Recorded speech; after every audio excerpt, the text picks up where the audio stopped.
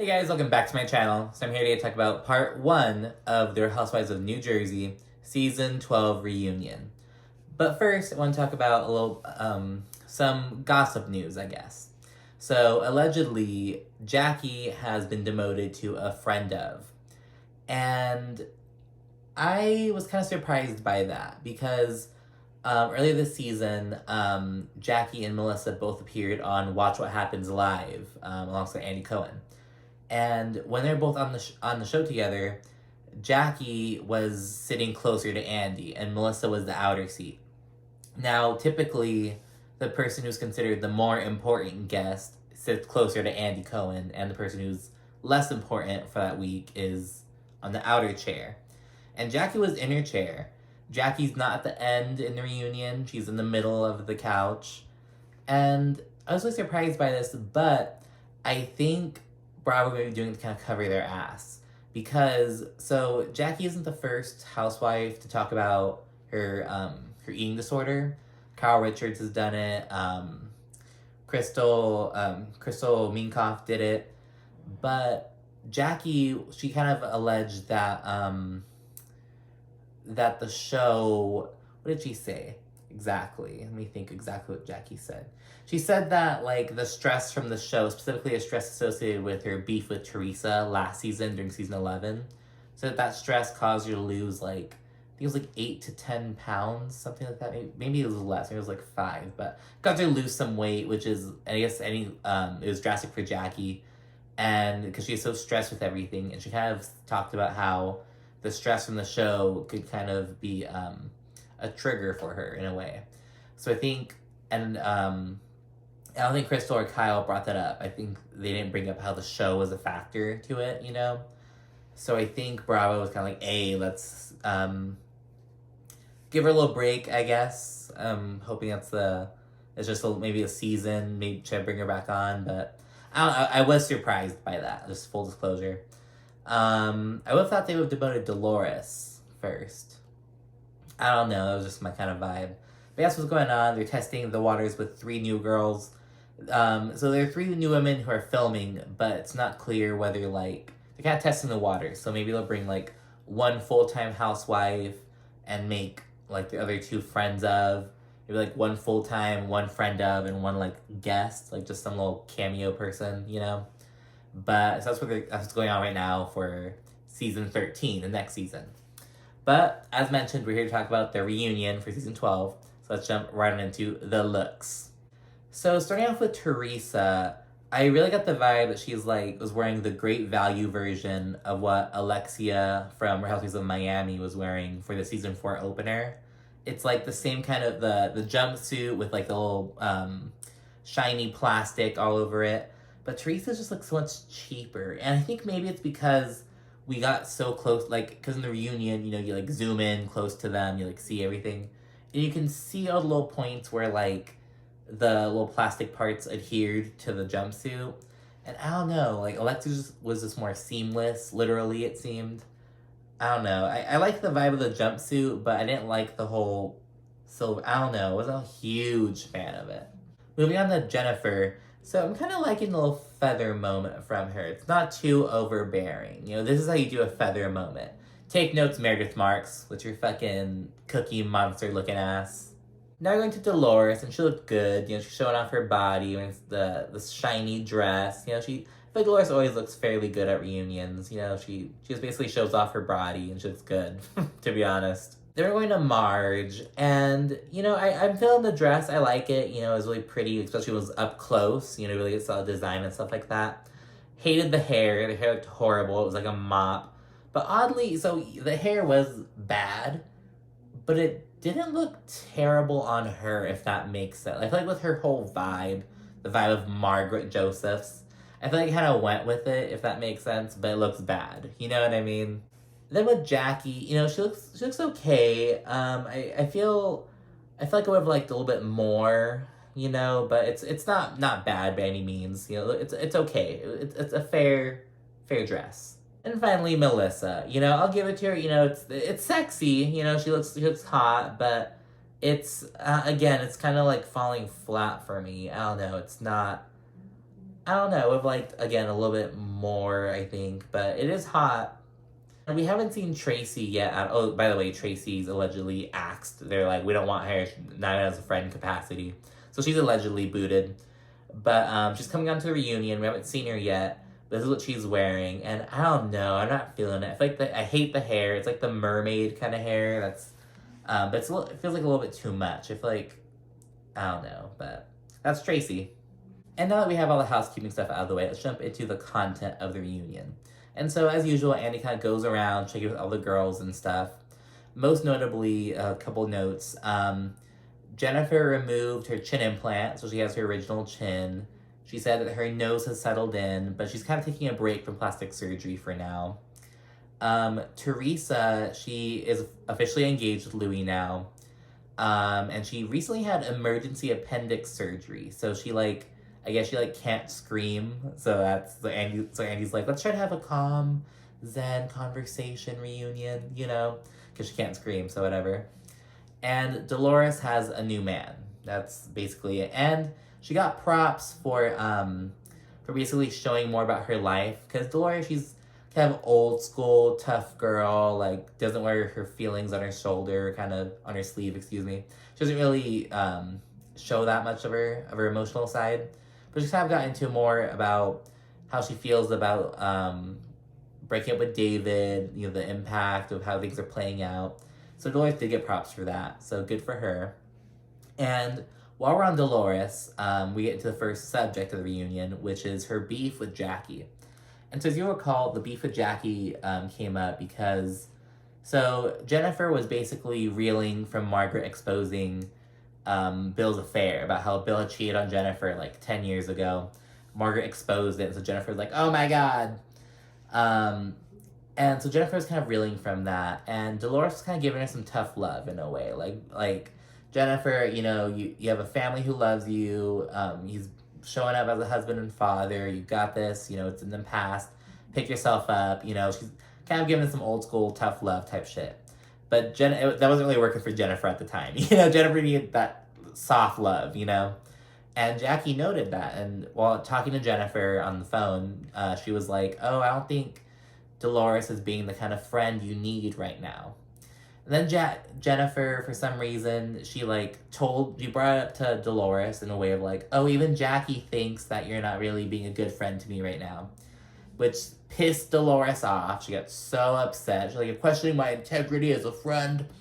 And then she got in Jackie's face at the keg party, and it was a big old thing. So, yeah, I talked about that, and mind you, they're good now. This was very early in the season, but yeah. And while they're bringing this up, mind you, it's between Dolores and Jackie. Jennifer somehow gets really involved in the mix, and it's evident that issues are rising between Dolores and Jennifer, and Dolo, as Andy called her, he was like Dolo. Dolores, she talks about how she was on Jen's side at first with the whole thing. She was like, oh, I don't know why Margaret would do that. She was on Jen's side at first. But then when she learned that Jennifer had been doing some sneaky shit, trying to dig up shit about Jackie and Evan, trying to see if Evan was cheating on Jackie, and that was a factor as to why Margaret dropped the bomb, basically. She understood why it was brought up. But to Jennifer, Dolores jumped ship, which kind of rubs Dolores the wrong way. She's like, I've been a good friend to you. What do you mean? Dolores straight up says that she defended Jackie she defended Jennifer when Jennifer was indefensible. And eerily similar to Jenn on Housewives of Salt Lake City, Jenn from New Jersey, she's like, oh, if you're a good friend, you don't have to keep a tally, you defend me, you have to tell me, that kind of argument. And it's evident that their friendship is done, and Dolores, she straight up apologizes to the whole other couch, to Margaret, Jackie, and Melissa. She's like, I'm sorry to all three of yous for ever defending this bitch. Say that everything you say is right and wrong. My friends don't talk about me like that, Angie. My friends, when they talk about me... I'm not her friend. I will never be her friend again. Hold on. And yeah, they're on the subject. Jen's happy marriage comes up. Jennifer basically accuses Margaret of breaking up her happy marriage. Margaret says, an outside person can't break up a happy marriage. You know, if it's truly a happy marriage, you would be, like, fine. Dolores says that Jenn lacks conviction, and it's just, they really get into it. Marriage good or not? Yes, it is. And can act like it. It is good. But act like it she then. brought it up. And you let that, you let that. I'm not allowed to process. Oh my God. I'm allowed to process. I'm allowed to cry, and I don't give a to show my feelings. Okay? If I'm hurt, you're gonna know I'm hurt. Then once the first chapter's out of the way, we go into the next part, which is Dolores' telephone game. Now, if you've been following the channel, you'll know that I took issue with this. So after Dolores and Jackie got into it, Dolores went up to Jennifer and was basically like, oh, so you think she has your back? You think she's such a good friend? Well, Jackie said that your husband shouldn't have stuck his dick in someone else. So basically making it sound all bad. But in reality, Jackie brought it up because Jennifer was really blaming herself. She felt horrible that the affair came out. She felt embarrassed, blah, blah, blah. And Jackie was like, well, no, she shouldn't be embarrassed. Bill's the one to blame. Bill shouldn't have stuck his dick in someone else. That was the context. And Jennifer did acknowledge that. Well, anyway, going back to that. Dolores told Jennifer that, and it caused all kinds of issues. But Jennifer spoke on how initially she was really pissed off when Dolores told her that. But when she saw the whole context of it, she understood. But Jennifer did acknowledge that it did sting her still. Dolores acknowledged that she was cheated on. She's been in Jennifer's shoes, and that stung her as well. So people have differing opinions on it, but it's clear. It's like Jackie. It wasn't a bad thing for Jackie to say. I don't think. You know what I mean? Bill didn't even seem upset by it. Although we probably would have known Bill's chill, unlike Joe Gorga, but we'll see that later. Then Teresa chimes in, and she accuses Jackie of, like, being unclassy. Like, I don't think you're a classy person. So unclassy. It's like, Teresa, you're, like, the least classy bitch on the show. Like, what? Like, let's... Oh, my God. And so Jackie and Teresa kind of get into it for a second, and yeah, it's just annoying. Jackie accuses Teresa of digging into her marriage. Teresa accuses Margaret of digging into her relationship. It's this whole thing. And then, continuing with their drama, Teresa and Jackie, they both accuse each other of, like, crying and bitching and moaning all season. And it's just this whole, like, it's like this bad game of tennis, you know what I mean? It's just like, you were doing this all season. No, you were doing this all season. Oh, well, she did this. Oh, well, you did this. It was just this really big back and forth. All right, you cried all season this season, so okay. No, I didn't. Yeah, you complained and bitched and moaned about anybody asking a question all season. No, I did not. And then at the end of the segment, because remember, this started about Dolores and Jackie. They say they're all good. They're made up. Although there's not real, they're kind of short about it. Dolores is like, yeah, we're good. They're very surface level. They're okay. But Dolores and Jennifer are over. They are on bad terms, but they're sitting next to each other on the reunion couch, so whatever. And Andy brings up Louis, and immediately Teresa kind of goes into defense mode, talking about how Margaret tried to kind of attack his character. But that dumb bitch Teresa, she says, oh, Louis didn't ask for this. He fell in love with Teresa Giudice. He didn't ask for all this drama. And it's like, bitch, Louis admitted that before he got with you, or in the early days of the relationship, I guess, he, like, binge-watched all the old episodes of New Jersey. And it's like, he knows who you are, he knows how you roll, and it's like, it's not, and he knows you're on this reality show. It's not, como que pinche, he didn't know what, like, it was like, what? Because, well, he didn't sign up for this. He, like, fell in love with Teresa Giudice. A public figure. He didn't know that this comes along with it. I mean... But let me say... It was like, she straight up said, oh, he didn't ask for this, he fell in love with Teresa Giudice. It was like, that's asking for it, you know? He can love you, but if he's gonna date you and marry you, he signed up for this, honey. I'm sorry. On a positive note, Teresa does note that, like, she says that she and Louis never fight. He doesn't curse. He doesn't, like, that they actually communicate. Fucking Andy. He's like, oh my gosh, he's like the opposite of Joe Giudice, your ex-husband. It's like, it's like comparing a caveman to Oprah. That's how he puts it. And then again, Andy brings up how Teresa's going through a lot, and he also references Dolores's fucking stray dog analogy about how Teresa's like a stray dog who was adopted. And Dolores is like, can I say something about that? She's like, Teresa, you know I love dogs. It wasn't a bad. So they bring that up, and Dolores clears it up. I knew that was gonna come up. It was like, you just call this bitch a dog? And then immediately thereafter, kind of switching gears, Andy proceeds to grill Teresa about how she's not getting a prenup.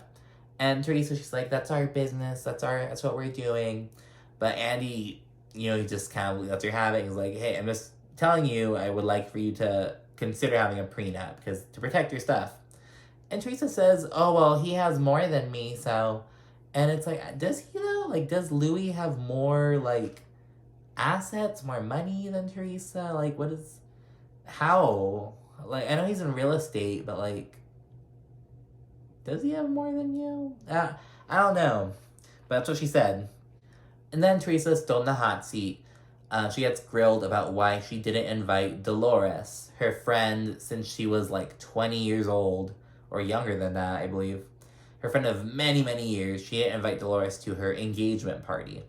And Dolores says that she wasn't bothered that she wasn't invited, but she did kind of get bothered when people would ask her about it, because she'd have to admit that she wasn't invited, and it kind of made her feel kind of bad. But Teresa clears it up. She says, oh, I wasn't mad at you or anything like that. It's just because we only invited couples who we actually hang out with. And I was like, why didn't you invite, like, her and Frank? Maybe it would have been weird for her and Frank to go, because Frank and Dolores' new boyfriend aren't cool, so maybe they're hanging out as often. But I still thought that was so weird. But I saw Teresa explained it. That she didn't invite Dolores because, basically because Dolores was single at the time, where Teresa didn't really know Dolores' boyfriend that well, or something like that. Then immediately thereafter, we segue to Teresa similarly not inviting Melissa, her sister-in-law, to be her bridesmaid at her new wedding. And Melissa gets very defensive, very pressed, and at first she's like, it didn't bug me at all, because I assumed you just have your daughters. But what will piss Melissa off is that Teresa's including her new sister-in-laws as her bridesmaids. And Melissa's like, what the fuck? Like, we're family, what the hell? And while Melissa's so mad, she's going on Teresa, and she brings up all kinds of shit that she did for, like, Nono and Nona, like, Teresa's parents. She was like, oh, I helped your mother take your daughters to and from dance class while you were in prison. I painted your mother's toenails while she was in the hospital bed. And then me, you, and your brother, we sat by your dad while he took his last breath. It was like all this shit. And it was like, oh my God. Teresa seems fairly unfazed by it. She's like, well, good. Like, you should. You've been married to my brother for, like, how long have they married? Like, 18, 20 years? You've been married to my brother for X amount of years. You know, you should be doing that. Like, you know, but Melissa was basically kind of throwing in everything she'd done. Melissa says that Teresa needs to remember what family is about. And I will give it that, because Teresa, as everyone will know, has been the biggest bitch about, like, family has family's back. You never go against the family. Family. But to Teresa's credit, she does acknowledge, she's like, yeah, she's my family member. We're family, and I love her, but we aren't close. We don't hang out. We don't, like, have that sort of relationship. So she does acknowledge that, yeah, we're family, I love you, but we don't roll like that, you know?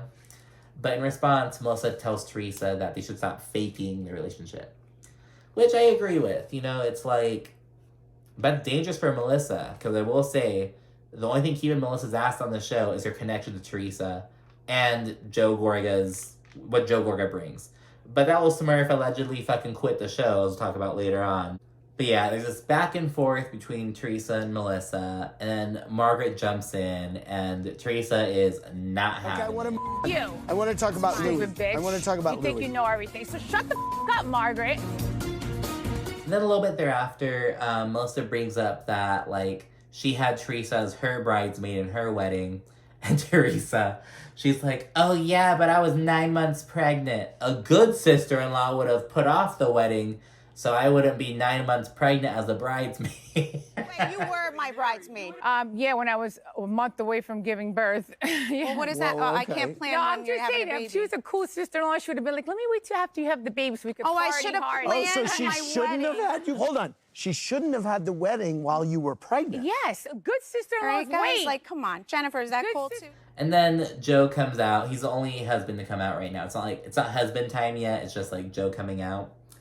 And yeah, he says he feels some type of way about Teresa not inviting Melissa or not including Melissa in his wedding, because I guess Louis invited Joe to be in the wedding. So Joe was invited to be a groomsman, but Melissa was not invited to be a bridesmaid. And so because of that, Joe's like, well, I don't know if I want to be in the wedding then.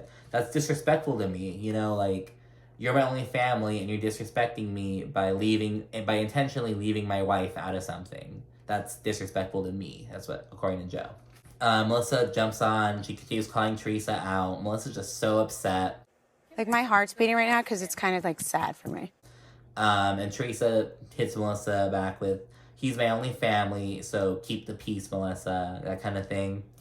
And there's just family bickering. All kinds of old stuff comes up. Like, Teresa talks about how, when they came on back in season 3, they became friends with Caroline and Jacqueline when I wasn't cool with all this old shit from literally 10 years ago. And it was like, 9 years ago, I guess. And while Teresa's still in the hot seat, she gets asked about, like, well, when's one time when you had Melissa's back during some time? And Teresa, she can't really think of something on the moment, on the spot, and so she's like, roll the tape, help me out. And then the fucking power goes out. I don't know what kind of fucking brujeria, I don't know what production, I don't know if they did it on purpose to be funny. No, I don't think they would have done that.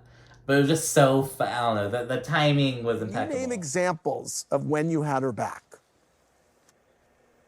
I mean, let's roll tape. I mean, I can't remember. Can you guys help me? I'm trying to remember. When did I have her back? I mean, there was like, whoa. Ooh. Wow. Oh my God, it's our first reunion blackout. Yeah. Wow, this is exciting. Tried so hard to find a tape but there were some times that, so I remember just last season, that with that one lady who was like, basically talking shit about Joe Gorga.